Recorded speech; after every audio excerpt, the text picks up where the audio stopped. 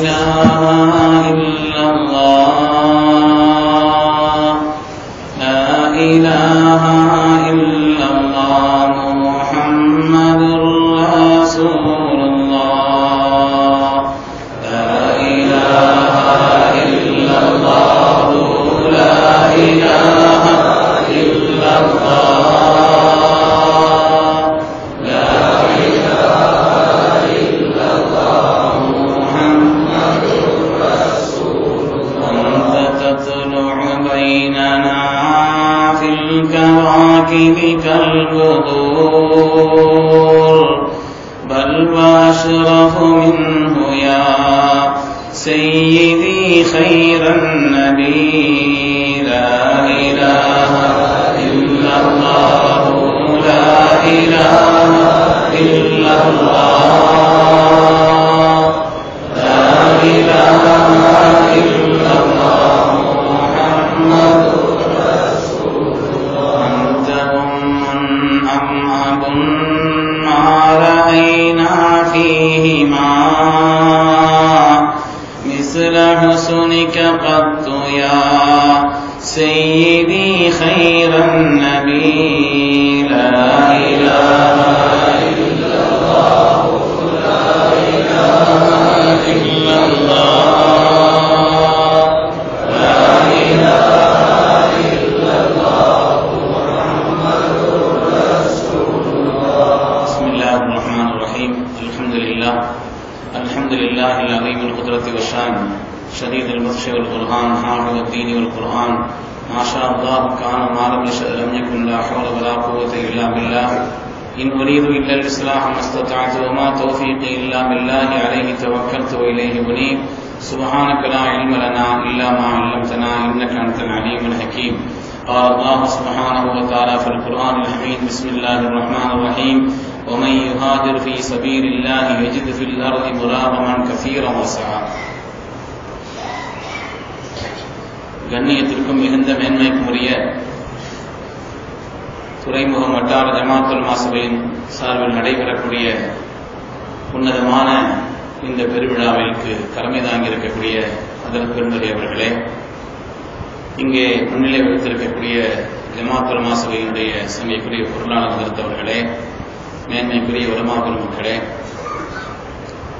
எனக்கு முன்னால் இங்கே கண்ணியமிக்க சஹாபிகளை பற்றி மிக அழகான முறையில் சொல்லி அமைந்திருக்கக்கூடிய தம்பி அபூபக்கர் ஆலிம் உஸ்மானி அவர்களே, ஏராளமான உலமாக்கள் இருக்கிறார்கள், பெரிய பெரிய உலமாக்கள் இருக்கிறார்கள். அசத்து என்ன ரொம்ப சொன்னாங்க, அப்படிலாம் ஒன்றும் இல்லை.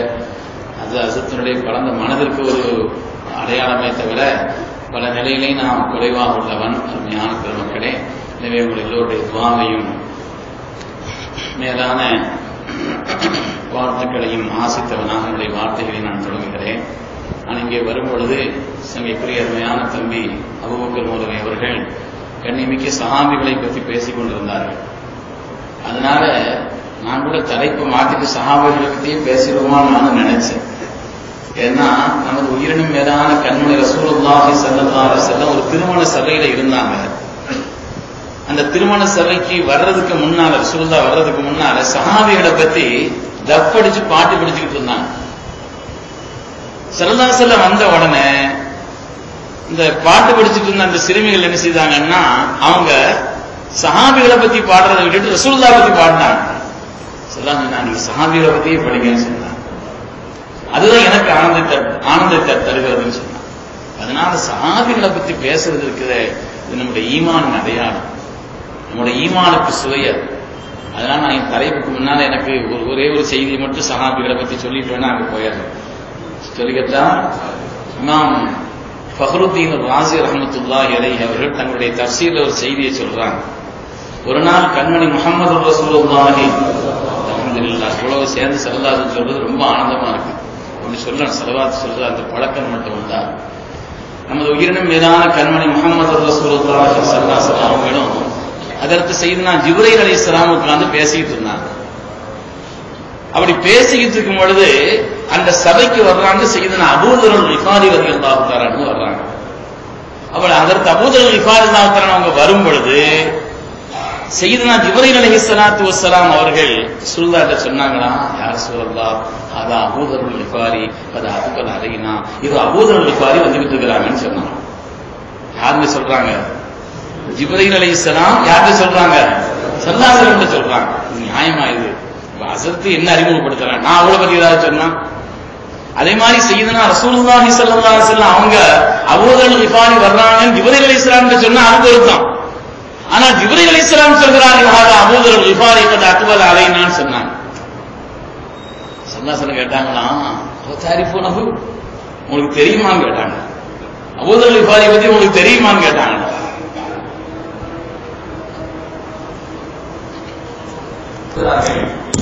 இதோ அதற்கு அபூதருல் கிஃபாரி அவர்கள் நம்மை நோக்கி வந்து கொண்டிருக்கிறார்கள். ஸல்லல்லாஹு அலைஹி வஸல்லம் கேட்கிறாங்க, அவர் தாரிஃபூனஹு, உங்களுக்கு அவங்கள பத்தி தெரியுமான்னு கேட்டாங்க. ஜிப்ரீல் அலைஹிஸ்ஸலாம் ரொம்ப அழகான பதில் சொன்னாங்க. ஸல்லல்லாஹு அலைஹி வஸல்லம் கேட்கிறாங்க, உங்களுக்கு அவங்கள பத்தி தெரியுமான்னு கேட்கிறாங்க. ஜிப்ரீல் அலைஹிஸ்ஸலாம் ரொம்ப அழகான பதில் சொன்னாங்க, அஷ்ஹுரு இந்தனா மின்கும், உங்களை விட எங்கள்கிட்ட ரொம்ப பிரபல்யமான ஆளுன்னு சொன்னாங்க. உங்கள்கிட்ட அவர் பெற்றிருக்கும் பிரபல்யத்தை விட எங்கள்கிட்ட ரொம்ப பிரபல்யமான ஆளுன்னாங்க. ஸல்லல்லாஹு அலைஹி ஆச்சரியப்பட்டு கேட்டாங்களா, அப்படியா, விமாதானால ஆதியில் பவீலா, இந்த உயர்வு அவங்களுக்கு எதனால கிடைச்சிச்சுன்னு கேட்டாங்க. அதுதான் நமக்கு பாடம். நமக்கு பாடம் அதுலதான். இந்த உயர்வு எதனால கிடைச்சிச்சுன்னு கேட்டாங்க. அதற்கு அபூதருல் கிஃபாரி அவங்கள நீங்க என்னிடத்தில் அறிமுகப்படுத்தி மக்களிடத்தில் அவர் பெற்றிருக்கக்கூடிய அந்த பிரபல்யத்தை விட மலக்குமார்களிடத்தில் பிரபல்யமானவர் என்று நீங்கள் சொல்லக்கூடிய அளவிற்குண்டான இந்த உயர்வான நிலை அவர்களுக்கு ஏற்பட்டதற்கான காரணம் என்னன்னு சொல்லி கண்மணி ரசூலுல்லாஹி ஸல்லல்லாஹு அலைஹி வஸல்லம் கேட்கிறாங்க. ஜிப்ரீல் அலைஹிஸ்ஸலாம் பதில் சொன்னார்கள், லிஸிகரின் ஃபீ நஃப்ஸிஹி வ லிகஸரத்தி கிராஅத்தி குல் ஹுவல்லாஹு அஹத். அதற்கு ஜிப்ரீல் அலைஹிஸ்ஸலாம் சொல்கிறார்கள், சையதுனா அபூதருல் கிஃபாரிக்கு தன்னை பத்தி சாதாரணமான எண்ணம், ரொம்ப பெருமை கொள்ள மாட்டாங்க. இல்முக்கு ஒரு ஆபத்து இருக்கு, கிப்ர் வந்துடும். அமலுக்கு ஒரு ஆபத்து இருக்கு, கிப்ர் வந்துடும். கொஞ்சம் கூடுதலா தொழுதன்னு வைங்க, கொஞ்சம் திக்ர் அதிகமா ஓதணும்னு வைங்க, கொஞ்சம் கனவுகள் ஏதாவது வந்துச்சுன்னா, இப்ப நம்ம ரேஞ்ச் கொஞ்சம் கூடுதல் போயிட்டு இருக்கோம் தெரியுது, நம்மளை பத்தியே ஒரு எண்ணம் நம்மளை பத்தி வந்துடும். அது அல்லாஹ்ட்ட கபூலாகணுமேங்கிற அந்த பயம் போயிடும். அதே மாதிரி கொஞ்சம் இல்மு கொஞ்சம் கூடுதலா நம்ம படிச்சுட்டோம், அது தெரிஞ்சா இது தெரிஞ்சான்னு வைங்க, ஒரு கிப்ர் வந்துடும். இது ஆபத்து, அந்த இல்முக்குள்ள ஆபத்து. இல்மு உயர்வானது, அமல் உயர்வானது, அதுக்குதான் படைக்கப்பட்டோம் நாம். ஆனால் அதிலே சில ஆபத்துகள் இருக்கிறது. அந்த ஆபத்தை விட்டு நீங்கி லிஸிகரின் ஃபீ நஃப்ஸிஹி, தன்னை எப்போதுமே சாதாரணமா நினைச்சுக்கலாம். இந்த குணம் அதற்கு அபூதருல் கிஃபாரி இடத்துல இருக்கு. அது நம்மள்ட்ட உண்டா? அல்லாஹ் அந்த தௌஃபீகை தந்தரல. இரண்டாவது காரணம் என்னங்க, ஒலி கஸரத்தி கிராஅத்தி குல் ஹுவல்லாஹு அஹத்.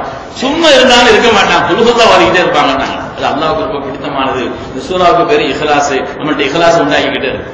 ஒரு தடவை ஓதுவோமா? நீங்க நினைச்சுக்கிறாரு பயம் வித்தியாசமா இருக்குன்னு நினைச்சுக்கிறாரு. ஒரு தடவை ஓதுவோமா? பிஸ்மில்லாஹிர் ரஹ்மானிர் ரஹீம், குல் ஹுவல்லாஹு அஹத் அல்லாஹுஸ் ஸமத் லம் யலித் வ லம் யூலத் வ லம் யகுல் லஹு குஃபுவன் அஹத். மலக்குமார்கள் பெரிய சீனா ஜிப்ரீல் அலைஹிஸ்ஸலாம் சொன்னாங்களா, இதனால நாங்க ரொம்ப அவங்கள பரிவு. மலக்குமார்கள் நம்ம செய்யற ஒவ்வொரு அமல்களையும் நம்மள பார்த்துக்கிட்டே இருக்கிறாங்க, கூடவே இருக்கிறாங்க. லஹு முஅக்கிபாத்தும் மின் பைனி யதைஹி வ மின் கல்பிஹி யஹ்ஃபதுனஹு மின் அம்ரில்லாஹ். மலக்குமார்கள்ல ஒரு கூட்டம் இருக்குது, அவங்களுக்கு பேர் முஅக்கிபாத், நம்ம கூடவே இருப்பாங்க. மஜ்லிஸ்ல இருக்கிறாங்க, சபைக்கு வர்றாங்க, ஒவ்வொரு நேரத்திலும் மலக்குமார்கள் நம்மோடு இருந்து கொண்டே இருக்கிறார்கள். அதனாலதான் தொழுகையில தனியா தொழுதாலும் கூட அஸ்ஸலாமு அலைக்கும் வ ரஹ்மத்துல்லாஹ்னு சொல்றோமே, அலைக்கும் பன்மையா சொல்றோம், தனியா தொழுதாலும் யாருக்கு சொல்றாங்க, ஒருத்தரும் இல்லையே என்றால் மலக்குமார்கள் கூட இருக்கிறார்கள். எப்பவுமே மலக்குமார்கள் நம்ம கூட இருந்துகிட்டே இருப்பாங்க. நல்ல வழியில ஒரு நேரத்தை கழிச்சோன்னு வைங்க, மலக்கு சொல்லுவாங்க, இந்த மனிதர் இந்த நேரத்தை, இந்த நாளை, இந்த பகலை நல்லபடியா கழிச்சிட்டாருன்னு சொல்லுவாங்க. இந்த அமலை செய்து அவர் உயர்ந்துட்டாருன்னு சொல்லி நம்முடைய அமல்களை பார்த்து பார்த்து பார்த்து பார்த்து மலக்குமார்கள் ஆனந்தப்படுவார்கள், நமக்கு உதவியா இருப்பாங்களாம். உதவியா இருந்து இருந்து இருந்து இருந்து எதுவரை உதவியா இருப்பாங்க தெரியுமா? கடைசி நேரம், நம்முடைய சக்கராத்து நேரம். அந்த நேரத்தில் மலக்குமார்கள் இறங்கி வருவார்கள். யார் அல்லாஹ்வை ரப்பென்று நம்பி அந்த காரியத்தில் உறுதியாக இருந்து நல்ல அமல்களை செய்தார்களோ அந்த நேரத்தில் அல்லாஹ் குர்ஆனிலே சொல்கிறான், தத்தனஸ்ஸலு அலைஹிமுல் மலாயிகா, மலக்குமார்கள் இறங்கி வருவார்கள். மனிதனுடைய கடைசி நேரம், இக்கட்டான நேரம், ஆபத்தான நேரம். அந்த நேரத்தில் பிழைச்சாதான் நம்ம ஆகிரத்து உயர்வாகும். அந்த நேரத்தில் நம்ம ஏதாவது சிக்கல்ல மாட்டிக்கிட்டோம்னு நம்ம ஆகிரத்து போயிடும்.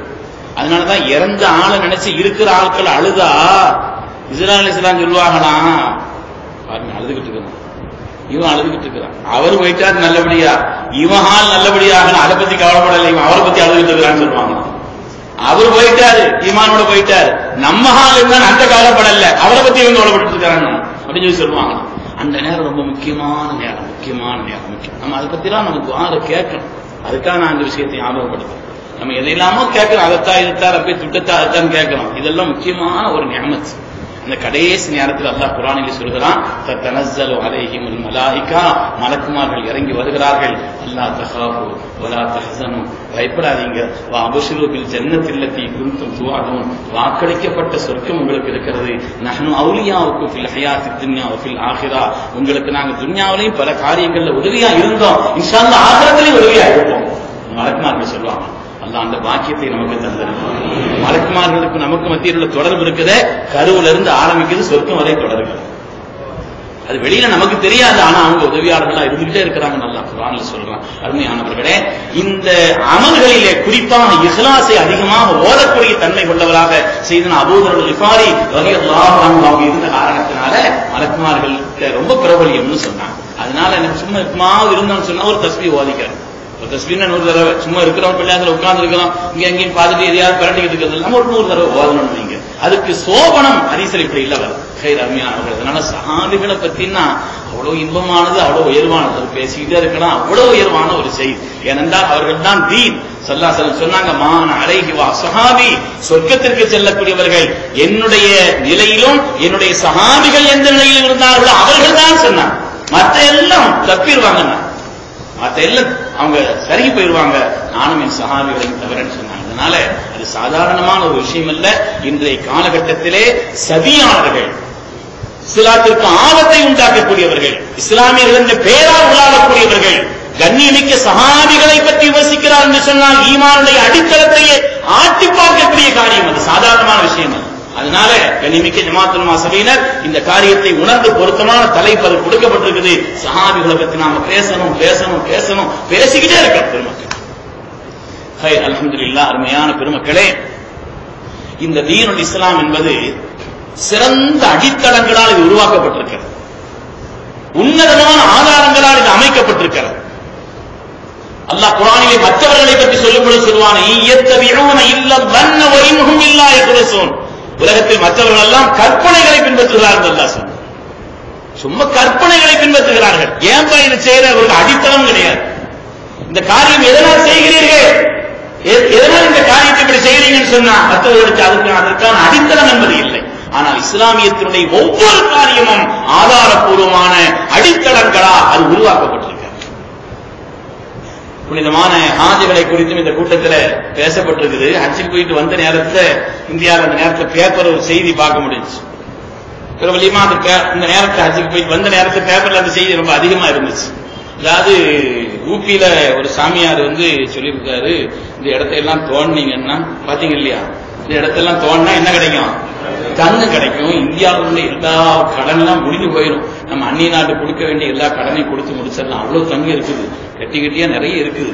தோண்டி பார்த்தாச்சுன்னு சொன்னா அவரை லட்சக்கணக்கான பேர் சீடரை கொண்டுட்டு அடையலாம். அப்படி உள்ள ஒரு ஆள், அவ்வளவு பிரபலியமான ஒரு ஆளு, இந்த இடத்த கூட தோண்டுங்க தங்கம் கிடைக்குன்னு சொல்லியிருக்கிறாரு. எனக்கு கனவு வந்திருக்குது, எனக்கு எல்லா செய்தியும் வந்திருக்குதுன்னு சொன்ன உடனே இந்திய நாட்டினுடைய தொல்பொருள் துறை அது இறங்குச்சு களத்துல. இந்த நாட்டினுடைய மிக பெரிய மாநிலமான ஊபியினுடைய முதல்வரின் உத்தரவின் பேர்ல பெரிய ஆராய்ச்சி தோண்டினாங்க. பல்ல மாற்றை தவிர ஒண்ணும் கிடைக்கல. சத்தம் இல்லாம மூடிட்டானோ, சத்தம் இல்லாம நினைச்சாங்க அதை மூடிங்கன்னு சொல்லி. அதுக்கு அதை பெருசாக்கல, தேவையில்லாத பெருசாக்குவாங்க, தேவை அடிப்படையை விட்டுருவாங்க இல்லையா, அந்த அடிப்படையில், அந்த சுண்ணத்தின் அடிப்படையில் அதை பெருசாக்கல, அதை மூடிட்டாங்க. மூடிங்கன்ட்டாங்க. நீ பேச்சைங்கான மூச்சைங்கான ரொம்ப ஆழமா தோண்டிக்கிட்டு இருக்கும் பொழுது ஒன்னத்தையும் காணல. அவர்கிட்ட போய் கேட்டாங்க, இன்னும் கொஞ்சம் தோண்டனாரா? தோண்டானதை தவிர ஒன்னும் கிடைக்கல. இந்த செய்தி வந்த நேரத்தில் அபூதாவுல ஒரு ஹதீஸ் காண முடிந்தது. கண்மணி முஹம்மது ரசூலுல்லாஹி ஸல்லல்லாஹு அலைஹி வஸல்லம் அவர்கள் தாயிஃபுக்கு போயிட்டு இருந்தாங்க. போயிட்டு இருக்கும்போது ஸல்லல்லாஹு அலைஹி வஸல்லம் சொன்னாங்கன்னா, ஒரு குறிப்பிட்ட இடத்தை காமிச்சு, ஆதா கபரு அபீ ருகார், இது அபூ ருகாருடைய கபருன்னு சொன்னாங்க. இந்த இடத்துல அபூ ருகார் என்பவர் அடக்க பெற்றிருக்கிறார். ரஜுலுன் மின் சமூத், சமூத் கூட்டத்திலே உள்ளவர் அவர். எதுக்காக ஸல்லல்லாஹு அலைஹி வஸல்லம் சொல்றாங்க பல ஆயிரம் வருடங்களுக்கு முன்னால் நடந்த சம்பவம். செய்தனா நூஹ் அலைஹிஸ்ஸலாமுடைய 8வது 9வது தலைமுறையில வர்றாங்க. சாலி அலைஹிஸ்ஸலாம் அவங்களுடைய கூட்டம் சமூக கூட்டம். அப்ப அதுல உள்ள ஒரு ஆளுக்கு அடங்கி இருக்கிறார். அதனுடைய பின்னணி சொல்லணும்னா 2 நிமிஷம் அதை சொன்னா தான் அந்த விஷயம் விளங்கும். அதாவது அல்லாஹ் தஆலா ரொம்ப பெரிய அறிவை கொடுத்திருந்தான் சமூக கூட்டத்துக்கு. ரொம்ப பெரிய அறிவாளிகள், ஏராளமான செல்வங்கள், எதையும் தர்க்கம் பண்ணுவாங்களாம். எதையும் தர்க்கம் பண்ணுவாங்க. அறிவுன்னு அவ்வளவு அறிவுங்க. ரொம்ப அறிவாளிகள், ஏராளமான தோட்டந்தளவுகள், கலை நயம் மிக்கவர்கள். எந்த காரியத்தையும் ரொம்ப நுட்பத்தோட கலை நயத்தோட செய்வாங்களாம். அல்லாஹ் குர்ஆன்ல சம்பந்தமான ஆயாத்துகளை விரிவா சொல்கிறான். மலையிலே வீடுகளை குடைந்து வாழ்ந்தவர்கள், அதை ரொம்ப கலைநயத்தோடு செய்வார்களாம். இன்னைக்கு நீங்க சவுதியில தபூக் பகுதியில் இருக்கிறவங்க நீங்க கேட்டு பாருங்க. இன்னைக்கு அப்படிப்பட்ட வீடு. இந்த வருஷம் கூட ஒரு ஆள் நம்ம மதீனால இருந்து கூட்டு போறேன்னு சொன்னார். அடுத்த நாள் ஹஜ்ஜினுடைய பயணம்ங்கிறதுனால நான் இன்ஷா அல்லாஹ் அதுல பாத்துக்கிறோம்னு சொல்லிட்டேன். ரொம்ப அற்புதமான வீடுகள் அவங்களுடைய கலை நயத்துக்கும். ஆனா ரொம்ப பெரிய அறிவாளிகள். தர்க்கம் பேசினானே தவிர அந்த அறிவான ஒழுங்கான வழியில கொண்டு போகல. அறிவாளிகள் இருக்கிறாங்களே, இமாம் கஸாலி ரஹ்மத்துல்லாஹி ஒரு இடத்துல சொல்றாங்க, மாதல்ல மண்தல்ல இல்லா பிஹிக்மாமில் அக்ல். உலகத்துல வழிகட்டவன் போல அறிவாளியா தான் இருந்திருக்கிறான்னு சொன்னாங்க. யோசிக்கணும். உலகத்துல யாரெல்லாம் வழிகட்டானோ அவனை போல பாருங்க அறிவாளியா இருந்திருக்கிறான். மாத்தி விளையிடக்கூடாது. அறிவாளி போல வழிகட்டுவான்னு விளையிடக்கூடாது. கொக்கு வெள்ளையா இருக்கும். வெள்ளையா இருக்கிறது போல கொக்கு இல்லை. கொக்கு வெள்ளையா இருக்கும்னா அதுக்காண்டி வெள்ளையா இருக்கிறது போல கொக்கு நிலையிட முடியாது. வழிகட்டவன் உலகத்துல யாராவது வழிகட்டிருக்காங்க, தேவையில்லாத விஷயங்கள்ல தர்க்கமும் தேவையில்லாத தன்னுடைய கவனத்தை செலுத்தியும் கொள்ளும். இது சமூக கூட்டத்தார் ரொம்ப பெரிய அறிவாளிகள். அதனால சாலி அலைஹிஸ்ஸலாமே அல்லாஹ் வணங்கி வாழ்ங்கப்பா, இப்படி இருக்கணும் அப்படி இருக்குன்னு சொன்ன உடனே என்ன செய்யல, கேட்கல. கடைசியா சொன்னாங்களா, சாலிகே நீங்க உண்மையான நபியா இருந்தா இருக்குது பாருங்க, இந்த மலை இந்த பாறை பிளக்கணும். பாறை பிளந்து உள்ள இருந்து ஒரு பெண் ஒட்டக வெளியில வரணும். சாதாரண ஒட்டகை இல்லை, பெண் ஒட்டகை. பெண் ஒட்டகை வெளியில வந்தவன ஒரு குட்டியை போடணும். சும்மா கதை எதை நினைச்சுக்கிறாரு, குர்ஆன்ல வரலாறு. ஒரு குட்டி போடணும். அந்த ஒட்டகம் எங்கள் வீடுகளில் வழியாக வந்தா நாங்கள் வைக்கக்கூடிய பாத்திரம் நிறைய பால் வரணும். அப்படி ஒரு ஒட்டகத்தை நீங்க கொண்டு வந்தீங்கன்னு ஒரு நபியை ஏற்றுக்கிறேன். இது அறிவு ரீதியா சாத்தியம் இல்லை. மழை விழுந்து ஒட்டகம் வருமா?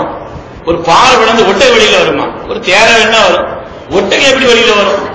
ஆனா சாலி அலைஹிஸ்ஸலாம் அல்லாஹ்ட்ட கேட்டாங்க, யா அல்லாஹ் உன் அறிவை பெருசா நினைச்சிட்டு இருக்கிறான், அதை விட உன்னுடைய குதிரத்து பெருசு, அதை விட உன்னுடைய குதிரத்து மேன்மையானது.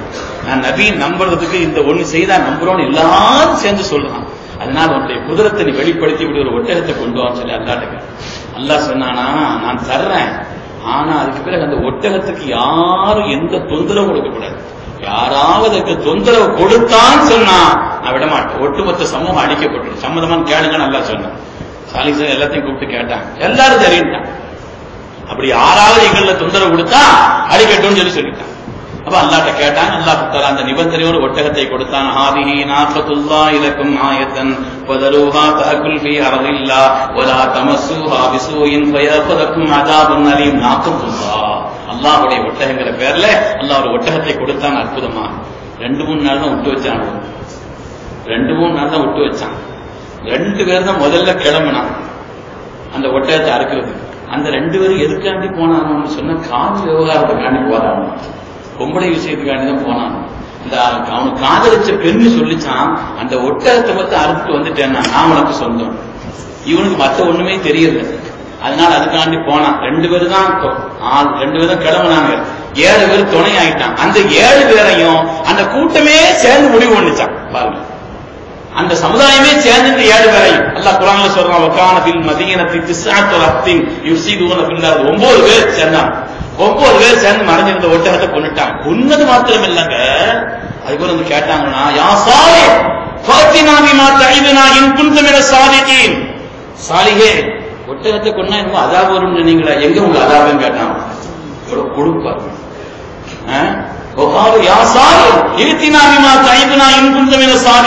ஒட்டகத்தை கொண்டு அதாப வரும்னு சொன்னீங்களா, எங்க ஒட்டகம் கேட்டாங்க.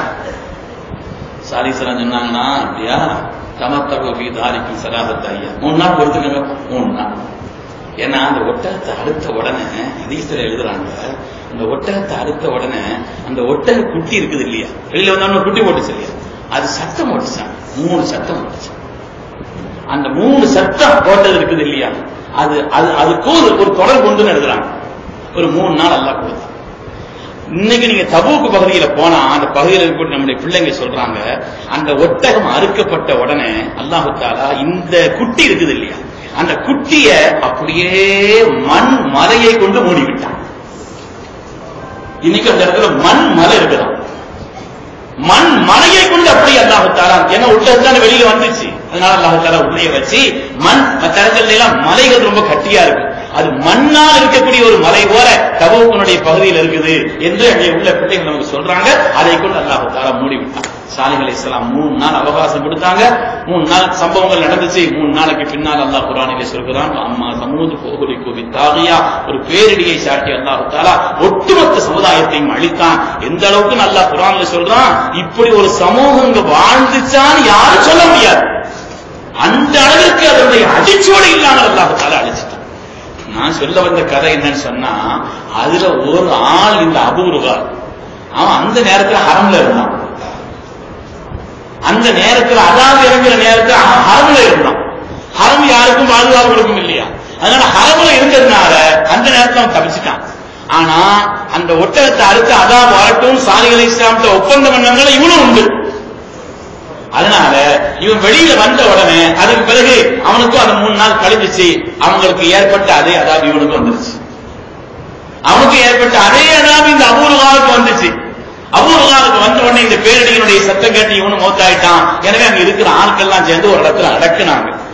அடக்கும் பொழுது விஷயம் என்னன்னு சொன்னா, அபூதாவுல வருது, முஸ்னத் அப்துல் ரஸாக் ஹதீஸ்ல வருது. அந்த செய்தி என்ன வருதுன்னா, ஸல்லல்லாஹு சொல்றாங்க, இவனை அடக்கும் பொழுது இவன் பெரிய வசதி உள்ளவன், அதனால அங்கிருந்து ஒரு பெரிய தங்க கட்டியை தூக்கிட்டு வந்திருந்தான். அந்த தங்க கட்டியோட சேர்த்து அடக்கிட்டாங்க சொல்றாங்க. உள்ள தங்க கட்டி இருக்குதுன்னாங்க. கழிஞ்சு 3000 வருஷத்துக்கு மேல ஆயிடுச்சு. வருஷங்கள் 1000 கணக்கான வருஷங்கள் கழிஞ்சிருச்சு. ஸல்லல்லாஹு சொன்னாங்க, ஃபைதா நபஸ்துமூஹு, நீங்க அதை தோண்டனீங்கன்னு சொன்னா கிடைக்கும் சொன்னாங்க. சஹாபிகள் கேட்டாங்க, நாயகமே தங்க கட்டி பிரச்சனை இல்லை, தோண்டவா வேண்டாமா நீங்க சொல்லுங்க, எங்களுக்கு அது பிரச்சனைலாம் இல்லை, நீங்க சொன்னா நாங்க நம்பிக்கிறோம், தோண்டவா வேண்டாமா அப்படின்னு சொன்னாங்க. தோண்டு, யாரெல்லாம் தோன்றீங்களோ அவங்க அதையும் சேர்த்து எடுத்துக்கங்க.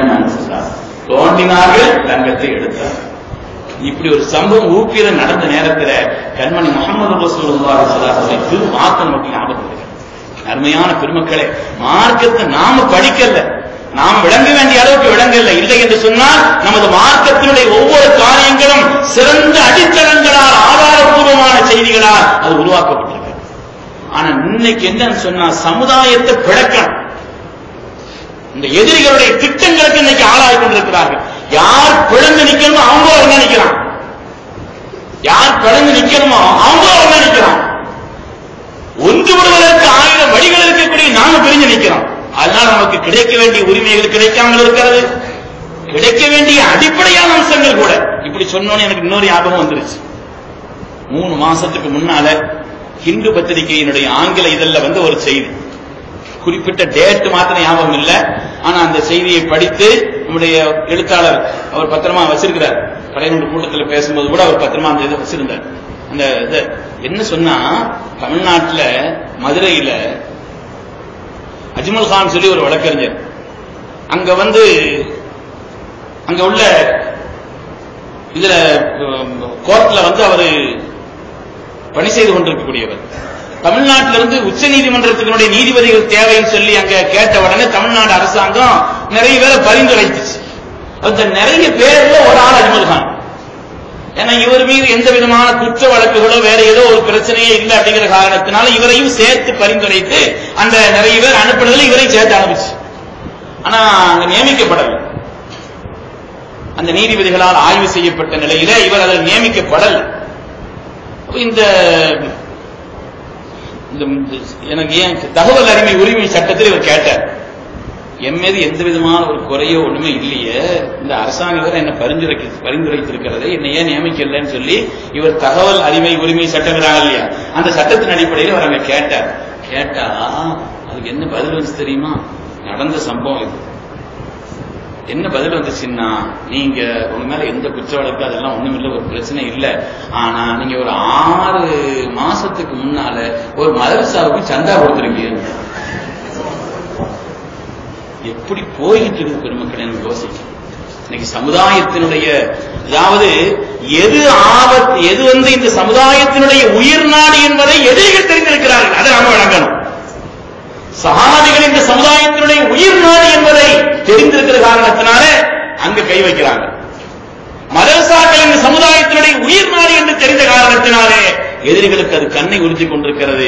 நம்மள இருக்கக்கூடிய முனாஃபிக்கீன்களுக்கு அது கண்ணை உறுத்திக்கிட்டு உண்மையான பெருமக்களே. அதனால இன்றைய காலகட்டத்தில் இந்த சமூகம் பெற வேண்டிய எல்லா மேன்மைகளையும் பெறணுமானா நாம் என்ன செய்யணும், ஒன்றுபட்டு இருக்க வேண்டிய இந்த நிலையில 1000 பிரிவுகளாக என்னன்னு ஒரு நாளைக்கு ஒரு கட்சி ஆரம்பிக்கிறான், ஒரு நாளைக்கு ஒரு இயக்கம் வருது, ஒவ்வொரு இயக்கமும் சொல்றான் சமுதாயத்துக்கு கூட ஒண்ணுபடுறதுக்கு நான் ஒரு இயக்கம் ஆரம்பிக்கிறேன்னு தெரியும். அப்படி உள்ள ஒரு நிலையா இருக்கு அருமையான பெருமக்களே.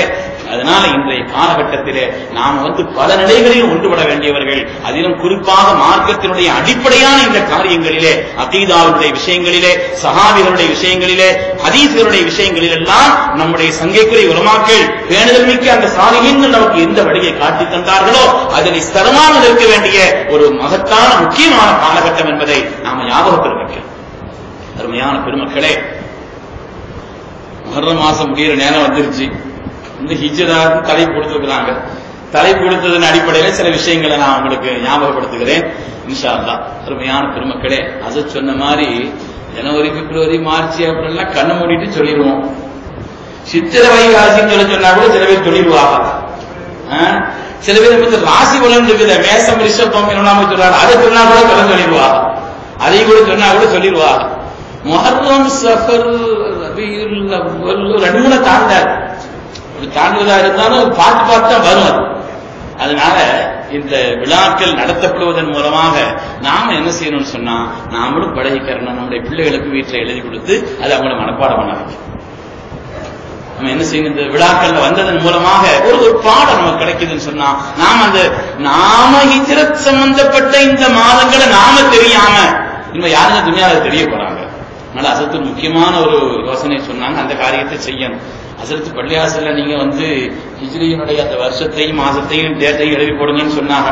அது மாத்திரமல்ல, பள்ளிவாசல் நிர்வாகிகளுக்கு இன்னொன்னையும் சேர்த்து நான் சொல்றேன், உங்க பள்ளிவாசல்ல சம்பளம் கொடுக்கிற கணக்கையும் கூட ஹிஜ்ரா அடிப்படையாக கொடுங்க. நீங்க 31ஆம் தேதி 32ஆம் தேதி அப்படிலாம் பார்த்து இந்த தேதியெல்லாம் விடுங்க. நீங்க இதை வச்சு என்ன செய்யுங்க, இது ரமதான், ஷவ்வால், துல்கஅதா, துல்ஹிஜ்ஜா அப்படி நீங்க கொடுங்க. சில பேர் அப்படி கொடுத்தா 11 நாள் குறையுதான் அசத்து. ஏதோ உங்களுக்கு கொடுத்தா 11 நாள் குறைஞ்சு போவாம, அந்த சம்பளம் 11 நாள் கூட வந்திருக்குமே சில பேருக்கு அந்த கவலை கூட வந்துருக்காரு. அப்ப அதனால இந்த விஷயங்கள்ல ஒரு கவனம் செலுத்தணும். நம்ம பள்ளிவாசல்கள்ல, தீனியான ஸ்தாபனங்கள்ல கூட நம்ம அந்த கணக்கை வைக்கலன்னா யாருக்கு நம்ம இந்த கணக்கை கவனம் செலுத்தணும். அதனால அது விஷயத்துல இப்படிப்பட்ட விழாக்கள் நடத்துவதன் மூலமாக பொதுவாக நாம எல்லோரும் அந்த மாதங்களுடைய நினைவை ஞாபகம் வச்சுக்கிறணும். அதே மாதிரி நிர்வாகத்தில் உள்ளவர்கள் தங்களுடைய கணக்கு இப்படி ஒரு நடைமுறை, நீங்க மற்றவங்களுக்கு முன்மாதிரியா இப்படிப்பட்ட ஒரு நடைமுறையை ஆக்கிக் கொள்ள வேண்டும் என்று இந்த ஹிஜ்ரத்தினுடைய நிலையின் பேரால் ஆரம்பமாக நான் உங்களிடத்திலே ரொம்ப பணிவோடு கேட்டுக்கொள்கிறேன். என்ன சத்து பையன் முடிகிற நேரத்தில் ஆரம்பம் இல்லைன்னு சொல்லாதீங்க. அது முடிகிற நேரத்தில் சொன்ன நேரத்தில் முடிஞ்சிருக்கு சார். அருமையான பெருமக்களே, புனிதமான ஹிஜ்ரத் என்பது சாதாரணமானதல்ல. அந்த ஹிஜ்ரத்தினுடைய விளைவுகள் என்பது சாதாரணமானதல்ல. அதனுடைய உன்னதத்தை, அதாவது நமக்கு எல்லாம் தெரிஞ்ச விஷயம், கண்ணியமிக்க உலமாக்கள் நமக்கு சொல்லி இருக்கிறாங்க. ஹிஜ்ரத்துக்கு அந்த நடைமுறை உண்டானது உமர்தாத்தன காலத்துல தான். மாதங்கள் இருந்துச்சு, வருஷம் தான் இல்ல. மாசம் அப்பவே இருந்துச்சு. முஹர்ரம், சஃபர், ரபீஉல் அவ்வல், அது மாசங்கள்ங்கிறது நம்மகிட்ட இருந்துகிட்டே இருந்துச்சு. வருஷங்கிறது யானை ஆண்டு அந்த ஆண்டு குறிச்சுக்கிட்டு இருந்தாங்க. உமர்தாத்தன அவங்க தான் கூப்பிட்டு என்ன செய்யறாங்க, யோசனை கேட்ட உடனே அவங்க சஹாபிகள் பலரை சொல்கிறார்கள். ஆனா ஹிஜ்ரத்தை சொன்ன உடனே எல்லாரும் ஏத்துக்கிட்டாங்க. ஏன்னா மற்ற எந்த காரியமும் அது கண்மணி ரசூலுல்லாஹி ஸல்லல்லாஹு அலைஹி வஸல்லம் தனிப்பட்ட சம்பந்தம், அவங்க வரலாறோடு தொடர்புள்ளது என்றால் ஹிஜ்ரத் என்பது சமூகத்தோடு தொடர்புள்ளது. ஹிஜ்ரத்திற்கு பின்னால் மார்க்கத்தினுடைய எல்லா சட்டங்களும் உலகத்திலே நடைமுறைப்படுத்தப்படுவதற்கு காரணமானது ஹிஜ்ரத். முஸ்லிம்களுக்கு மகத்தான வெற்றி கிடைப்பதற்கான காரணம் ஹிஜ்ரத். வெளிப்படையா பார்த்த ஒரு தோல்வி மாதிரி, ஊரை விட்டு வரட்டி விட்ட மாதிரி தெரியுது. ஆனா அதுக்கு வாழ்க்கையில் அவங்க எவ்வளவு செழிச்சாங்க, எவ்வளவு உயர்ந்தாங்க, எவ்வளவு மேன்மை பெற்றார்கள். அந்த எல்லா விதமான உயர்வும் அல்லாஹ் குர்ஆனிலே சொல்றான். வமை யுஹாஜிரு ஃபீ ஸபீலில்லாஹி யஜித் ஃபில் அர்தி முராஹமன் கதீரன் வஸஆ. யார் அல்லாஹ்வுக்காக ஹிஜ்ரத் செய்தார்களோ அவர்கள் அல்லாஹ்வுக்காக ஹிஜ்ரத் செய்த பெருமக்களுக்கு அல்லாஹ் தஆலா வாழ்க்கையில் எல்லா செழுமையையும் கொடுத்தான். எல்லா செலவையும் அல்லாஹ் கொடுத்தான். அதாவது முதல் முஹாஜிர் யாருன்னா சையதுனா இப்ராஹிம் அலைஹிஸ்ஸலாம். முதல்ல ஹிஜ்ரத் செய்த ஆள் கலீலுல்லாஹ் இப்ராஹிம் அலைஹிஸ்ஸலாம். இப்ராஹிம் அலைஹிஸ்ஸலாமுடைய வாழ்க்கையில் எல்லா விதமான செழுமையும் மேன்மையும், ஏன் குழந்தைகளும் கூட கிடைத்ததும் கூட ஹிஜ்ரத்துக்கு பிறகுதான். அவங்களுக்கு மக்கள் கிடைத்ததும் கூட ஹிஜ்ரத்துக்கு பிறகுதான்.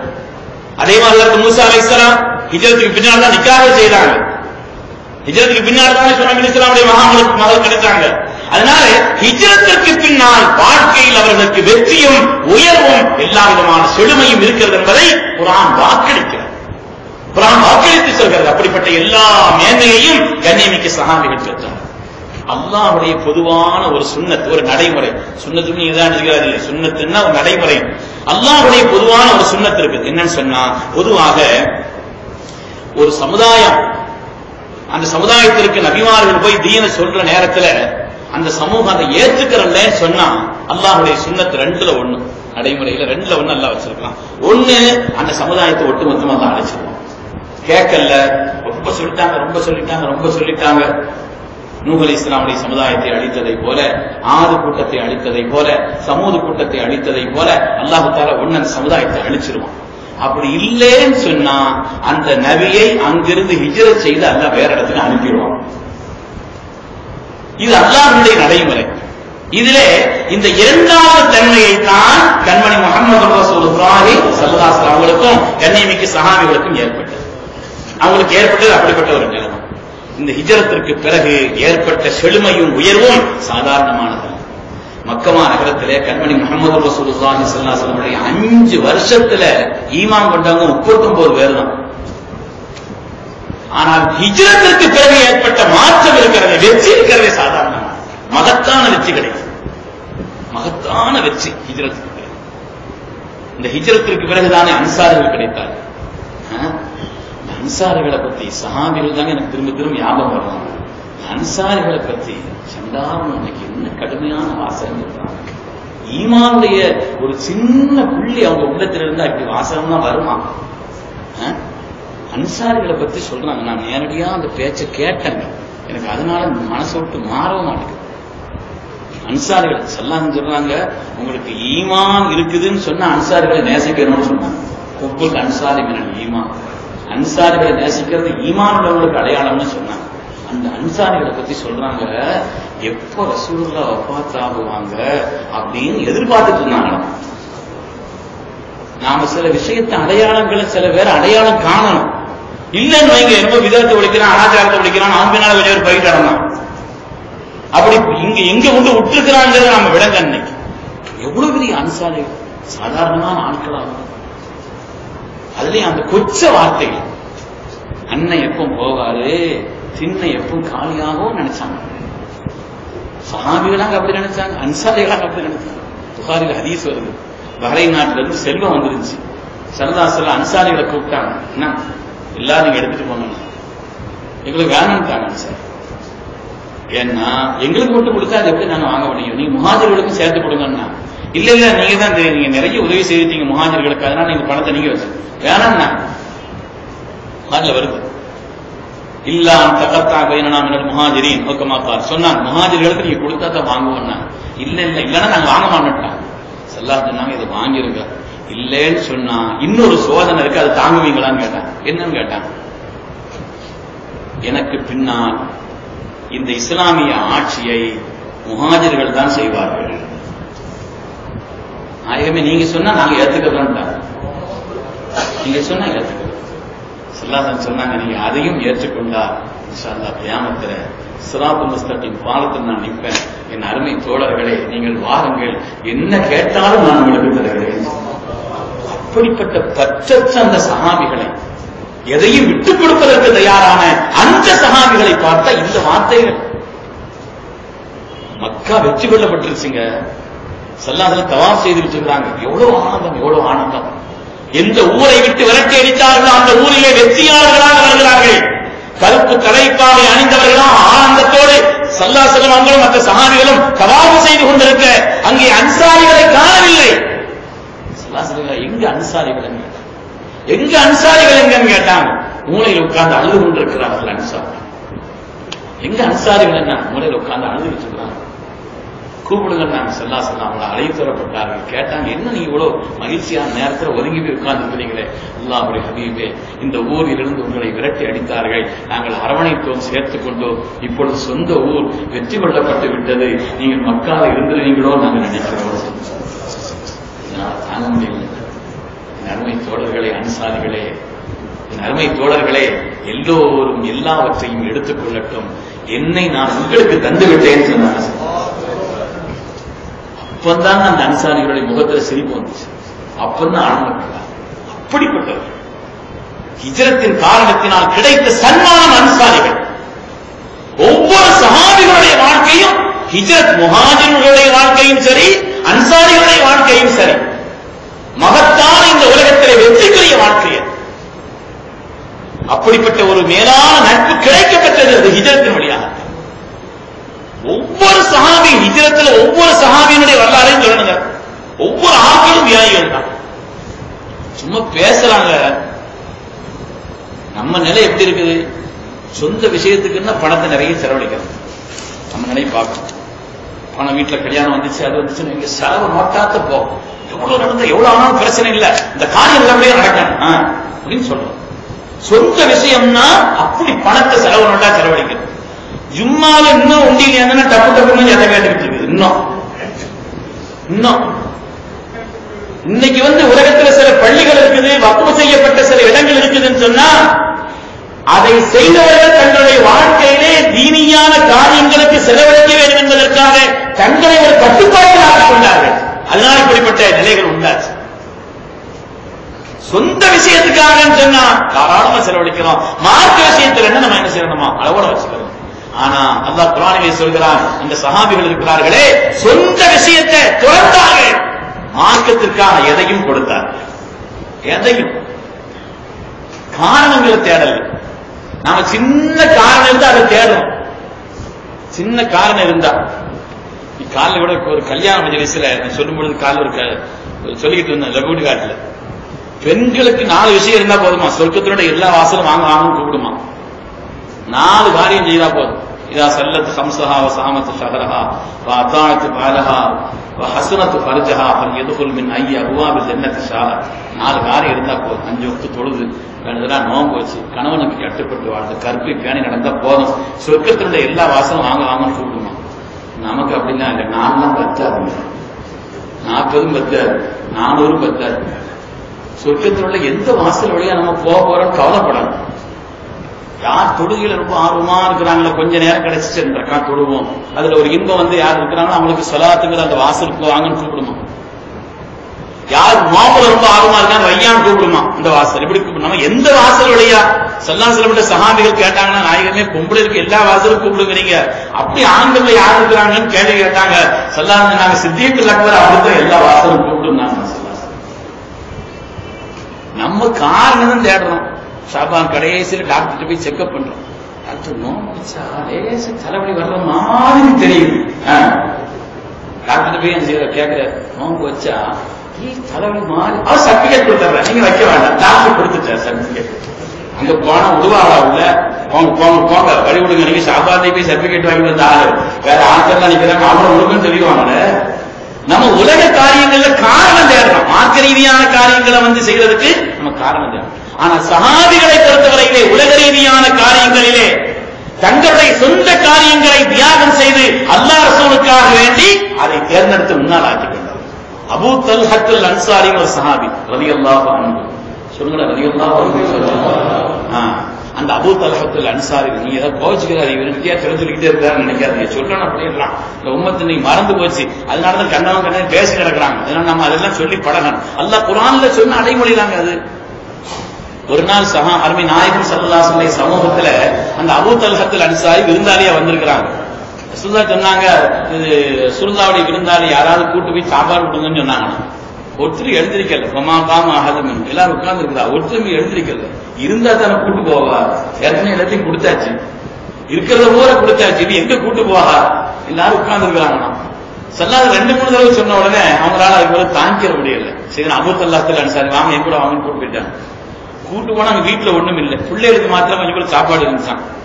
அவங்க மனைவி அவங்க மார்க்கத்தினுடைய பக்தியாளர்கள் அவங்கள உன்னதமான நிலையில் உள்ளவங்க. அவங்க சொன்னாங்கன்னா நம்ம அன்னைக்கு கேள்விப்பட்ட விஷயம் தான். அவங்க சொன்னாங்கன்னா பிள்ளைகள் ஒரு மாதிரி அப்படியே ரொம்ப அடுப்ப கொதிக்குதுன்னு சொல்லி பிள்ளைகளை தூங்க வச்சிடறேன், இருக்கிற கொஞ்சம் உணவு அவங்க முன்னால வைப்போம், நீங்க 2 பேரும் சாப்பிடுற அளவுக்குலாம் இல்ல, கொஞ்சம் தான் இருக்குது, அவங்க முன்னால வைக்கிறேன், இருக்கிற அந்த லைட்டை பொறிச்சு வச்சிருக்கிறேன், அது மாதிரி அந்த நீங்க சாப்பிட போற நேரத்துல ஒரு மாதிரினா அதை அணைச்சு விட்டுறேன், அவரை சாப்பிட சொல்லுங்க, நீங்களும் சாப்பிடுறதுக்கே கொடுத்துருக்கீங்கன்னு அவர் நினைச்சுக்கல. அதனால நீங்க என்ன செய்யுங்க, அவரை சாப்பிட சொல்லுங்க, சாப்பிட வச்சுட்டு போவாங்க. இதே மாதிரி இஸ்லாம் வீட்டுக்கு கூட்டு போனாங்க, பிள்ளைகளை தூங்க வச்சாங்க, இருக்கிற கொஞ்சம் உணவு எடுத்து அவருக்கு வச்சாங்க, 2 பேரும் சேர்ந்து உட்கார்ந்து இருந்தாங்க. இவங்க சாப்பிட போற நேரத்தில் விளக்கு அணைச்சு விட்டாங்க. அவங்க இருக்குது, அவங்களும் சாப்பிடுறாங்க, ஒருத்தர் இவங்களும் சாப்பிட்டு இருக்கிறாங்க. சாப்பிட்டு முடிச்சுட்டு போயிட்டாங்க. ஒண்ணு விளந்தாலும் படுத்தல. இன்னைக்கு ஒரு சின்ன டீ பிளேட் வாங்கி கொடுத்தா போதும், பேர் ஓடும். ஒரு ஃபேன்ல பூரா பேர் சுத்துது, அந்த வேலைங்க ஒருத்தருக்கு இல்லை அப்படின்னு. சில ஊர்களில் பார்த்தா பேர் சுத்துது, சின்ன விஷயமா இருந்தது. ஆனா இது யாருக்கு அந்த விளம்பரத்துக்காக செய்யறாங்களா? அல்லாஹ் குர்ஆன்ல ஆயத்திறக்கி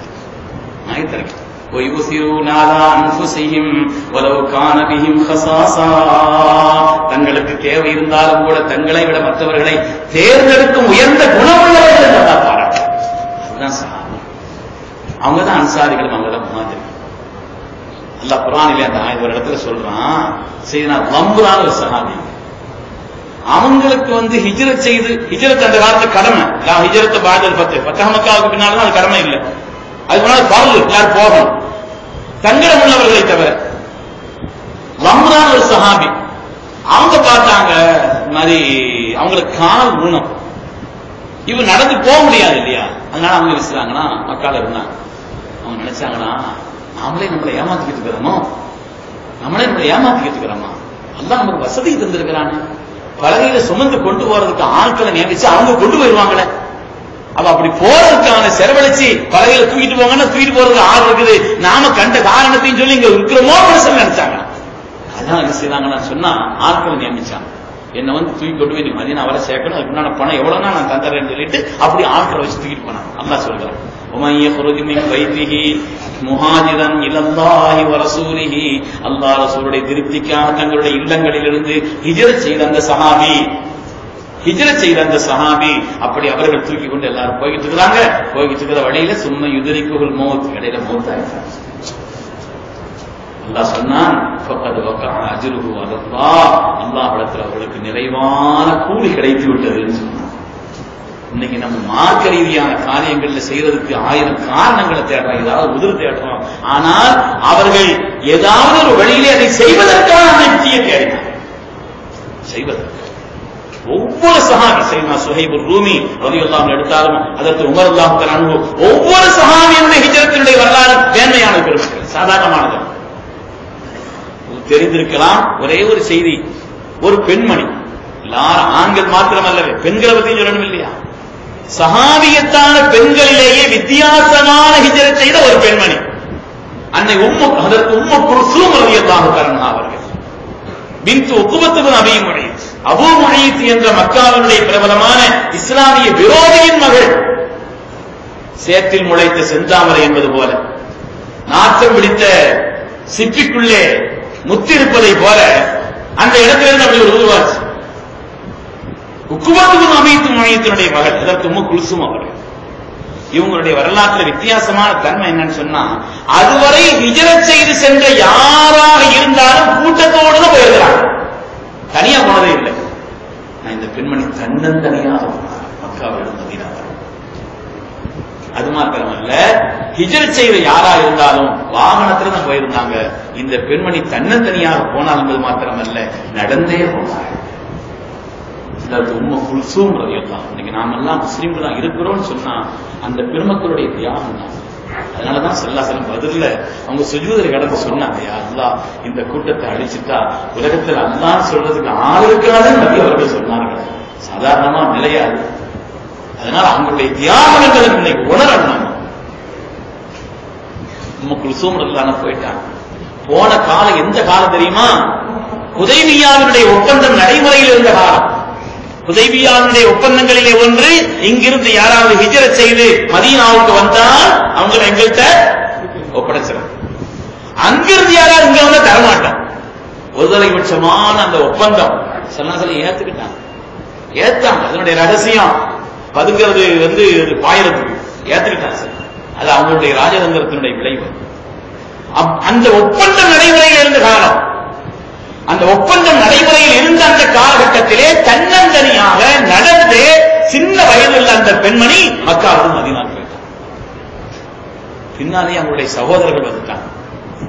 முகமதை சொன்ன வாக்கு காப்பாற்றுறாங்க, அதனால எங்களுடைய சகோதரி கொடுத்துடணும். உண்மை கொடுத்து துடிக்கிறாங்க. கொடுத்தா சின்ன பின்ன படுத்திடுவாங்க. அவர்கள் என்னை அவ்வளவு கடுமையான வேதனை செய்துவாங்க. நான் கொடுக்க வேணாம் அவங்க துடிக்கிறாங்க. சஹாபிகள் துடிக்கிறாங்க. என்ன அவங்க இவ்வளவு கஷ்டப்பட்டு ஹிஜ்ரத் செய்து அல்லாஹ்வுக்காக வந்த இவங்களை கொடுத்தா என்ன ஆகும்? கண்ணாலே அவர்களை கொடுமைப்படுத்துவார்களே. எல்லாரும் வேதனைப்பட்டிருக்கக்கூடிய இந்த நேரத்தில் அல்லாஹ் ஆயத்திறக்கிட்டார்.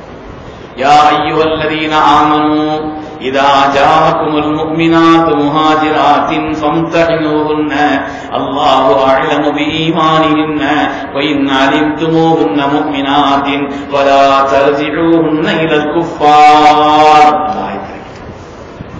ஹிஜ்ரத் செய்து அந்த பெண்மணிகள் அல்லாஹ்வுக்காக ஹிஜ்ரத் செய்து வந்திருந்தால் ஃபலா தர்ஜிஊஹுன்ன இலல் குஃபார், அவங்களுக்கு நீங்க கொடுக்க வேண்டாம் அந்த ஆயத்தை. கொடுக்க வேண்டாம் நல்லா ரசூலுல்லாஹ் வந்து கொடுக்குறோம் ஒப்பந்தம் போட்டிருக்கிறாரா? அல்லாஹ் கொடுக்க வேண்டாம்னு சொன்னான்னா இந்த ரசூலுல்லாஹ் ஸல்லல்லாஹு அலைஹி வஸல்லம் ஒப்பந்தத்துக்கு மாற்றமா அல்லாஹ்வுடைய ஆயத்து வருதா? ஸல்லல்லாஹு அலைஹி வஸல்லம் ஒப்பந்தம் செய்து கொடுத்ததுக்கு மாற்றமா அல்லாஹ்வுடைய ஆயத்து வருதா? அப்படி யாரும் நினைச்சிடக்கூடாதுங்கிறதுக்காக அல்லாஹ் தஆலா என்ன செய்தானா, நாயகமே அந்த ஒப்பந்தத்தை அவர்களை எடுத்து பார்க்க சொல்லுங்க. ஒப்பந்தத்தினுடைய வாசகம் எழுதியவர்கள் கூட நீங்கள் அல்ல, சுஹைல் தான் எழுதினார். அந்த நேரத்தில் மக்காவுடைய தலைவராக இருந்த சுஹைல் தான் எழுதினார். அந்த வாசகத்தை கூட நீங்க படித்து பார்த்து சம்மதிச்சு கையெழுத்து போட்டீங்க. ஆனா அந்த வாசகம் என்ன இருக்குதுன்னு நம்மளை பார்க்க சொல்லுங்க. மஞ்சாக மின்னா ரஜுலுன், அது அந்த வாசகம். எங்களிலிருந்து யாராவது ஒரு ஆண் இங்கே வந்தால் அவங்க திரும்ப கொடுக்கணும், அப்படித்தான் இருக்கிறது. தவிர பொதுவாக மனிதன் என்றோ ஆண் பெண் என்றோ சேர்த்து இல்லை. அந்த வாசகத்தை கூட நீங்க இருந்தா கூட ஏதோ ஒரு மாதிரி வழக்கு எழுதியிருக்கிற மாதிரி நினைச்சிருக்க கூடாது, நினைச்சிருக்கலாம் அவங்க. ஆனால் அந்த வாசகத்தை எழுதியவர்களோட சுவைதான் நீங்க தான் கையெழுத்து போட்டீங்க நாயகமே. எனவே அல்லாஹ்வுடைய ஆயத் என்பது உங்களுடைய ஒப்பந்தத்திற்கு மாற்றமாக வரவில்லை. எனவே ஹிஜ்ரத் செய்து தியாகம் செய்து வந்திருக்கக்கூடிய அந்த பெண்மணி ஒப்பந்தத்தினுடைய காலமாக இருந்தாலும் அது ஒப்பந்தம் மீறப்படவில்லை. அல்லாஹ்வுடைய கருணை இறங்கி வந்துருச்சு. பலா தர்ஜிஊஹுன்ன இலல் குஃபார், நீங்க ஒப்படைக்க வேண்டாம் அல்லாஹ் தஆலா. ஒவ்வொருடைய வரலாறும் தியாகத்தினுடைய வரலாறு. ஒவ்வொரு சஹாபியுடைய வரலாறா இருந்தாலும் சரி, எல்லாவற்றையும் சம்பாதித்த பணத்தை எல்லாம் கொடுத்தார்கள். அல்லாஹ் குர்ஆன்ல முஹாஜிர்களுக்கு கொடுக்கிற பட்டம் என்ன தெரியுமா? முஹாஜிர்களுக்கு அல்லாஹ் ஒரு பட்டம் கொடுக்கிறான். லில் ஃபுகராஇல் முஹாஜிரீன், முஹாஜிரீன்களான ஃபகீர்கள் அல்லாஹ் கொடுக்கிற பட்டம். ஃபகீர்கள்ங்களாம் பெரிய பெரிய செல்வந்தர்களாக இருந்தார்கள். எல்லாவற்றையும் விட்டுட்டு போக தயாரானார்கள். எல்லாவற்றையும் விட்டுவிட்டவர்கள் செல்ல தயாரானார்கள். சஹாபிகள் அதில் ஆனந்தம் கண்டார்கள், அதில் அவர்கள் இன்பம் கண்டார்கள். அதற்காக தங்களை தியாகம் செய்வதிலே அவர்கள் அடைந்து, அதாவது ஒரு சஹாபி ரெண்டு பேரும் சண்டை போட்டாங்கன்னா அவர் இவரை வீழ்த்திட்டாரு. வஃபாத்தான நேரத்தில் சட்டம் போடுறாரு, குத்து வரப்பில் கஅபாவுடைய ரப்பின் மீது ஆணை, நான் வெற்றி பெற்றுட்டேன். இன்னைக்கு மூத்தா போயிட்டாரு, அவர் என்ன வெற்றி பெற்றுட்டேன்னு சத்தம் போடுறாரு. அதுக்கு இவர் யோசிச்சாரா, இவருக்கு ஈமான் கிடைச்சிருச்சான். மூத்தா போற நேரத்தை நாம தான் அவரை வீழ்த்திட்டோம், அவர் மூத்தா போறாரு, வெற்றி பெற்றுட்டேன்னு சத்தம் போடுறாரு என்ன அப்படின்னு அதை யோசிச்சாங்கன்னா, அந்த வெற்றியை பத்தி இவர் யோசிச்சார். அதுக்கு பிறகு அல்லாஹ் தஆலா இவருக்கு ஈமான். சஹாபிகள் ஹிஜ்ரத்தினுடைய நிலை என்பது தியாகத்தின் நிலை. சும்மா ஹிஜ்ரத்னா மக்காவுக்கு மதீனாவுக்கு போனாங்க என்பது அல்ல, அது தியாகத்தின் வெளிப்பாடு. அதற்கு பிறகு இஸ்லாம் இந்த உலகத்திலே மகத்தான மறுமலர்ச்சியை பெற்றது, மகத்தான ஒரு நிலையை பெற்றது. அதிலே குறிப்பா ஹதீஜா அம்மாவுடைய வஃபாத்துக்கு பின்னால, அபூ தாலிபுடைய வஃபாத்துக்கு பின்னால மக்காவுடைய ஒரு அம்னான நிலையே இல்லை. அன்றைய காலகட்டத்தில் வந்து குடும்பத்தின் தலைவர்கள் பொறுப்பேற்றால்தான், பிணையேற்றால்தான் வாழவே முடியும். அரசாங்கம் இல்லை, குடும்பத்தினுடைய தலைவர்கள் தான் அன்றைய காலகட்டத்தில். அப்படிப்பட்ட நிலை. அதனாலதான் கண்மணி நாயகம் ஸல்லல்லாஹு அலைஹி வஸல்லம் தாயிஃபுக்கு போயிட்டு வரும்பொழுது கூட உள்ள வர்றதுக்கு அவங்க கேட்கும் பொழுது யாருமே அவங்களுக்கு அம்னு கொடுக்கலையா, அடைக்கலம் கொடுக்கலையா, யாரும் கொடுக்கல. கடைசியில முத்தஹிதுன் அதி இஸ்லாத்தை ஏற்கார், அவர் அந்த நிலையில் தான் இருந்தார். அவர் மாத்திரம் சொன்னார், முகமது அவன் ஊரை விட்டு போகிறார், அவருடைய உயர்த்த குணம், அவருடைய தன்மை, அவருடைய உயர்வான நிலை, அதனால் நான் என்னுடைய குடும்பம் அவருக்கு அடைக்கலம் கொடுத்து வரட்டுன்னு சொன்னாங்க. இஸ்லாமிய விரோதியா இருந்தால் அப்படி செய்தார். அதனாலதான் கண்மணி ரசூலுல்லாஹி ஸல்லல்லாஹு அலைஹி வஸல்லம் பத்ர்ல சொன்னாங்க, நீங்கள் யாரை கண்டாலும் உங்க எதிர்நிலையில இருந்தா நீங்க அவங்களை ஏதாவது வேதனை உங்களை வெட்ட வந்துட்டாங்கன்னு நீங்க பாதுகாப்புக்கு அவங்களை தடுத்துக்கங்க. ஆனால் முத்தஹிம் இப்னு அதி உங்களை வெட்டவே வந்தாலும் சரி அவர் ஒண்ணு செய்திடாதீங்க, அவர் ஒண்ணு செய்திடாதீங்க. அப்படிப்பட்ட அந்த நிலையிலே தான் மக்காவிலே அம்னில்லாத அந்த நிலையில் தான் அல்லாஹ் தஆலா மக்கா மகத்தான ஒரு பயணமாக சங்கையான ஹிஜ்ரத்தினுடைய பயணத்தை, ஹிஜ்ரத்து போகும் பொழுது 3 நாள் போய் தங்கியிருந்தாங்க இல்லையா? எங்கங்க மக்காவில சவுர் குகையில போய் தங்கியிருந்தாங்க இல்லையா? இன்னைக்கு நீங்க அங்க போய் பாருங்க அந்த இடத்தை. நான் வந்து சில வருஷங்களுக்கு முன்னாடி அந்த இடத்துல ஏறி பார்த்தேன். சுப்ஹானல்லாஹ், அங்க இருக்கக்கூடிய இன்னும் புறாக்கள் இருக்குதுங்க அந்த இடத்துல. இந்த புறாக்களை பார்த்தாலே யாரும் அதுக்கு கொஞ்சமாவது அந்த கோதுமை வாங்கி போடாம ஒரு ஆள் கூட வரமாட்டாங்க. அந்த கோதுமையை அங்க வாங்கி போடுவாங்க. அந்த இடத்துல வந்து அந்த புறாவுடைய நிலை இருக்குது. நமது உயிருக்கு மேலான கண்மணி முஹம்மது காப்பாற்றுவதற்காக அல்லாஹ் தஆலா ஒரு சிறந்த பூச்சியை கொண்டு ஒரு கூடு கட்டினா, ஒரு புறா அந்த இடத்துல முட்டையிட்டு கொஞ்சம் இந்த இடத்துல பொறிச்சிருந்துச்சுன்னு சொல்லி நம்ம வரலாற்றை படிக்கிறோமே. அந்த குகை வித்தியாசமான குகை, மேலே ஏறி பார்த்தவர்களுக்கு தெரியும். அது எப்படின்னா மக்காவினுடைய மற்ற குகையெல்லாம் விட இது குனிஞ்சு பார்த்தா தான் உள்ள இருக்கிற ஆள் தெரியும். நான் உள்ளேயே போய் பார்த்தேன். உள்ள போய் பார்த்தா படுத்த மாதிரி தான் உள்ள போகணும். உள்ள போய் நிக்கலாம், உள்ள போய் நின்று சக்கரி கட்டி தொடலாம், எழுந்திரிச்சு கூட நிக்கலாம். ஆனா உள்ள போகும்போது ஒரு மாதிரி சரிஞ்சு படுத்த நிலையில தான் உள்ள போகணும். அப்படி ஒரு வித்தியாசமான குகை கண்மணி முஹம்மது ரசூலுல்லாஹி ஸல்லல்லாஹு அலைஹி வஸல்லம் தேர்ந்தெடுத்துள்ளார். திட்டமிட்ட பயணம் தான். ஸல்லல்லாஹு அப்படி பயணம் போகும் பொழுது இந்த வரலாறு எல்லாத்தையும் சொல்றதுக்கு நான் நேரங்கள் சூழல்கள் இல்லை. சித்திக் நாயகம் வந்து கேட்கிறாங்க, நாயகமே நானும் பயணம் போட்டுமா, ஹிஜ்ரத்து உத்தரவு பரது இல்லையா, எல்லாரும் போகணும் இல்லையா, நானும் போகட்டான்னு கேட்டான். சொல்லாத பொறுத்துக்கங்க, சரி அல்லாஹ் சாஹிபா, அல்லாஹ் உங்களுக்கு ஒரு நல்ல தோழரை ஆக்குவான், பொறுத்துக்கங்கன்னு சொன்னான். சித்திக் நாயகம் விளங்கிக்கிட்டாங்க, நல்ல தோழர்கள் கண்மணி முஹம்மது ரசூலுல்லாஹ் புரிஞ்சுக்கிட்டாங்க. அதனால இவங்க ரெடியா தான் இருந்தாங்க. ஸல்லல்லாஹு அலைஹி வஸல்லம் அல்லாஹ் தஆலா ஒரு நாள் இரவுல உத்தரவு போட்டா நீங்க பிறப்புங்க. வீட்டை சுத்தி எதிரிகள் நிக்கிறாங்க. ஒவ்வொரு குடும்பத்திலையும் ஒரு ஆள் நிக்கிறான். என்ன பழி வாங்கின குற்றம் ஒரு குடும்பத்துக்கு போய் சேர்ந்துடக்கூடாதுன்னு சொல்லி எல்லா குடும்பத்தில் உள்ள ஆட்கள் நிக்கிறான். அல்லாஹ் தஆலா உத்தரவு சொன்னா நீங்க வெளியில போங்க. وَجَعَلْنَا مِنْ بَيْنِ أَيْدِيهِمْ سَدًّا وَمِنْ خَلْفِهِمْ سَدًّا فَأَغْشَيْنَاهُمْ فَهُمْ لَا يُبْصِرُونَ. ஸல்லல்லாஹு கொஞ்சம் மண் எடுத்து அதுல ஊதி மண்ணை வெளியில எரிஞ்சிட்டு வந்துட்டாங்க. எல்லாரும் கண்ணை போட்டு தேய்ச்சிக்கிட்டு இருக்காங்க. யார் கண்ணில எல்லாம் மண் விழுந்துச்சு அவன் பூரா பதில்ல கொல்லப்பட்டான். யார் கண்ணில எல்லாம் மண் விழுந்துச்சு அவன் பூரா பதில்ல கொல்லப்பட்டான். ஸல்லல்லாஹு வீசிட்டு வெளியில வர்றாங்க.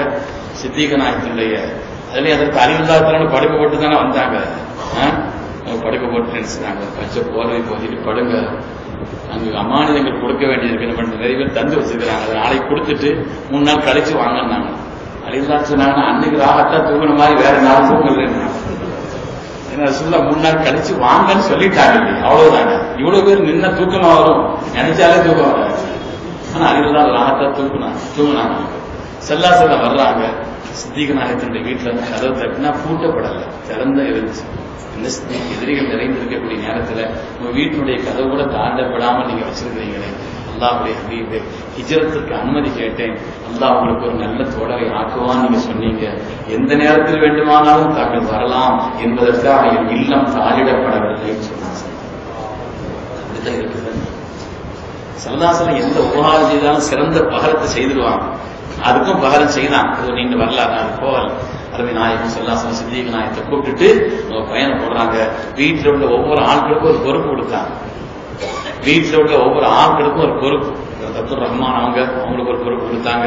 நீங்க என்ன செய்யணும்னா இங்க உள்ள செய்திகளை வந்து எங்களுக்கு சொல்லணும், அது பக்குவமா வரணும், நீங்க ஆட்டை ஓட்டிட்டு வரணும், நீங்க சாப்பாடு கொண்டு வரணும். ஒவ்வொரு ஆட்களுக்கும் ஒரு பொறுப்பு கொடுத்தாங்க. அதுல சித்திக் நாயகத்தினுடைய மகள் அஸ்மா ரலியல்லாஹு அன்ஹா, சித்திக் நாயகத்தினுடைய மகள் அந்த அஸ்மா ரலியல்லாஹு அன்ஹா சொல்ல கூப்பிட்டு சொன்னாங்க, அஸ்மா நீங்க வந்து எங்களுக்கு சாப்பாடு கொண்டு தரணும்னு சொன்னாங்க. அஸ்மா தான் சரி நான் உங்களோட பொறுப்பு சொன்னாங்க. சித்திக் ரலியல்லாஹு அருமையான மலர் அஸ்மா ரலியல்லாஹு தஆலா உணவு கொண்டு வந்து கொடுக்க போனாங்க. ஸல்லல்லாஹு திட்டமிட்ட பயணம் தான், கொண்டு போய் கொடுக்க போனாங்க. கொடுத்துட்டு வந்துட்டாங்க. அடுத்த நாள் உணவை கொண்டு செல்கிறார்கள். முகமெல்லாம் கடுமையான காயம், முகமெல்லாம் கடுமையான ரணம், உருவமே மாறி இருக்கக்கூடிய அளவிற்குண்டான வேதனைப்படுத்தப்பட்ட அந்த காயங்கள், அடையாளம் தெரியாத அளவிற்குண்டான நிலை. என்ன அஸ்மா இப்படி இருக்கிறீங்க, என்ன விஷயம் கேட்டாங்க. அல்லாஹ்வுடைய ஹபீபே, நேற்று நான் உணவை கொண்டு வந்து உங்களுக்கு கொடுத்து விட்டு திரும்ப நான் செல்லும் பொழுது அபூஜஹல் என்னை சந்தித்தான். அபூஜஹல் என்னை அஸ்மா எங்க போயிட்டு வரேன்னு சொல்ல, எங்க போயிட்டு வருகிறான் கேட்டான். நான் சொல்லவில்லை. சொன்னா, எங்கோ உன்னுடைய தகப்பனாரும் முகம்மதும் பதுங்கி இருக்கிறார்கள், அவர்களுக்கு நீ உணவை கொண்டு வந்து கொடுத்து விட்டு திரும்ப வருவது போல் தெரிகிறது, உண்மையை சொல்லி எங்கே தங்கியிருக்கிறார். தான் விளங்கிக்கிட்ட அந்த விஷயத்தை அப்படிங்கிறதுனால சொன்னாங்க தஸ்மா அவர்கள், என் உயிரையை எடுத்து காரடி கீழே வச்சாலும் சரி, அவங்க எங்க இருக்கிறாங்கிற செய்தியை வந்து எங்கிட்ட இருந்து வாங்க முடியாதுன்றாங்க. தஸ்மா அவர்கள் சொல்கிறார்கள். அதற்கு பின்னாலே அந்த அபூஜஹல் தலைமுடியை பிடித்து தூக்க ஆரம்பிச்சிட்டான். தூக்கி என்னை சுற்றுகிறான், சுழற்றுகிறான், பூமியில அடிக்கிறான். இங்கு அங்கு என்று இல்லை, அந்த அளவுக்கு என்னை காயப்படுத்துகிறான். அந்த காயத்தினுடைய வெளிப்பாடுகள் தான் இது நாயகமே என்று சொன்ன அந்த நேரத்தில் தான் கண்மணி முஹம்மது சொன்னாங்களா, இந்த உலகத்தில் எனக்கு செய்த உபகாரத்திற்கு, ஒவ்வொருவரும் செய்த உபகாரத்திற்கு ஏதோ ஒரு பதில் உபகாரத்தை செய்திருக்கிறேன். சித்தியின் குடும்பமே நீங்கள் செய்த உபகாரத்திற்கு என்னால் பதில் செய்ய இயலவே சொன்னாங்க. உண்மையான பெருமக்களே, அதனால ஹிஜ்ரத் என்பது அது ஒரு தியாகத்தின் பயன். அல்லாஹ் ரசூலுக்காக தங்களை அர்ப்பணித்த அந்த பெருமக்களுடைய உன்னதமான நிலை, அதை கொண்டுதான் மார்க்கத்தினுடைய எல்லா சட்டங்களும் உலகத்தில் நடைமுறையானது, தீனுடைய செழுமை ஏற்பட்டது, எல்லா மேன்மைகளுக்கும் அது அடித்தளமாக அமைந்தது என்பதனாலே அது நம்முடைய வாழ்க்கையிலே இஸ்லாமிய மறுமலர்ச்சியை உண்டாக்கிய ஒரு உன்னதமான சகாப்தத்தினுடைய தொடக்கமாக அமைத்ததுதான். மற்ற எல்லாவற்றை விட சஹாபிகள் தங்களுடைய ஆண்டு கணக்காக ஹிஜ்ரத்தை ஆக்கினார்கள். எனவே நாமும் நம்மளால் முடிந்தவர அல்லாஹ்வுடைய திருப்திக்காக நம்மளால முடிஞ்ச ஏதாவது நல்ல அமல்களை செய்யணும். மனசுல ஆசை வச்சோம்னா அந்த கூட்ட கபூலாகி. ஒரு ஆள்கிட்ட பணத்தை கொடுத்துட்டா ஏதாவது சதகா செய்துட்டோம், ஒரு ஏழை நிக்கிறாரு பள்ளியாசல்ல போட்டோம், 10 பேர்த்து சொல்லி காட்டிட்டு இருக்கோம். அல்லாஹ்வுக்கான செய்து பழகம். நான் ரக்காத் தொழுதுட்டோம், அது செய்தோம், இதை செய்தோம், 10 வருஷமாச்சு சேர்த்து ஒரு நாள் தஹஜ்ஜத் தவறில்லை. யார் கேட்டா இதெல்லாம் அப்படி சொல்லிட்டு நடக்க. எந்த காரியத்தையும் இல்லாய் செய்யக்கூடிய ஒரு பழக்கம். என்னுடைய ரப்பு என்ன கபூல் செய்யணும் அப்படிங்கிற அந்த ஆசையை மாத்திரம் உண்டாக்கி கொண்டு அடித்தளமான இந்த காரியத்தை இஹ்லாஸோடு செய்தோம் என்று சொன்னால் சின்ன காரியங்களும் கூட அல்லாஹ்விடத்தில் மகத்தான விலை உள்ளதாக ஆகும். கண்மணி ரசூலுல்லாஹி ஸல்லல்லாஹு அலைஹி வஸல்லம் சொன்னாங்க, அஹ்லிஸில் அமல் லில்லாஹ் ஃபஇன்ன நாகித பஸீர். உன்னுடைய அமலை இஹ்லாஸா ஆக்கி, ஏனென்றால் சோதித்து பார்க்கக்கூடியவன் ரொம்ப ஆழமான நுட்பம் உள்ளவன், சாதாரணமான ஆழம். அல்லாஹு தஆலாவிடத்தில் அந்த அமல் போகுது.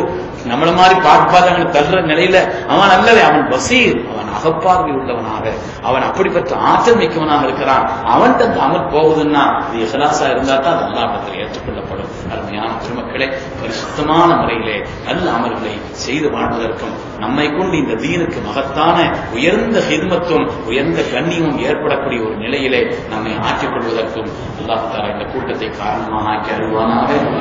சிறப்பான இந்த நிகழ்வை காலகட்டத்திற்கு தோதுவான முறையிலே இந்த நிகழ்வை ஏற்பாடு செய்த சங்கைக்குரிய உலமாக்களுக்கு அல்லாஹ் தஆலா இன்னும் மகத்தான உயர்ந்த தீனுடைய ஹித்மத்துகளை இஹ்லாஸோடு செய்வதற்கு அல்லாஹ் பாக்கியத்தை தந்தருள்வானாக.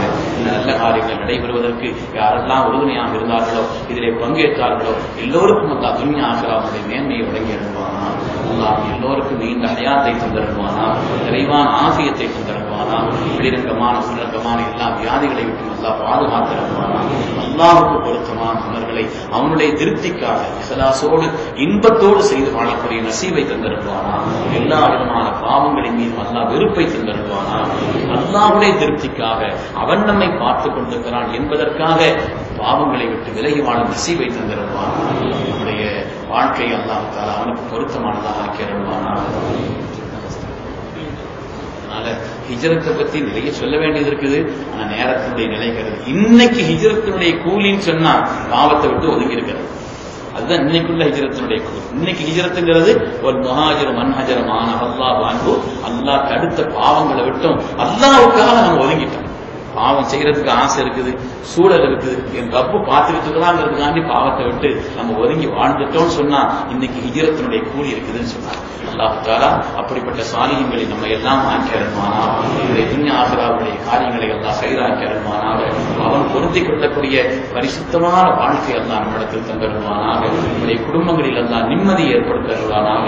அல்லாஹ் நமக்கு தந்த பொருளாதாரத்தை ஹலாலானதாக இன்னும் விசாலமானதாக அல்லாஹ் ஆக்கி அருள்வானாக. நம்முடைய எல்லோரையும் அல்லாஹ் தஆலா பொருந்திக் கொள்வானாக. பிஹக்கி சய்யிதினா முஹம்மதின் ஸல்லல்லாஹு அலைஹி வஸல்லம் வ ஆஃபிரு தஅவானா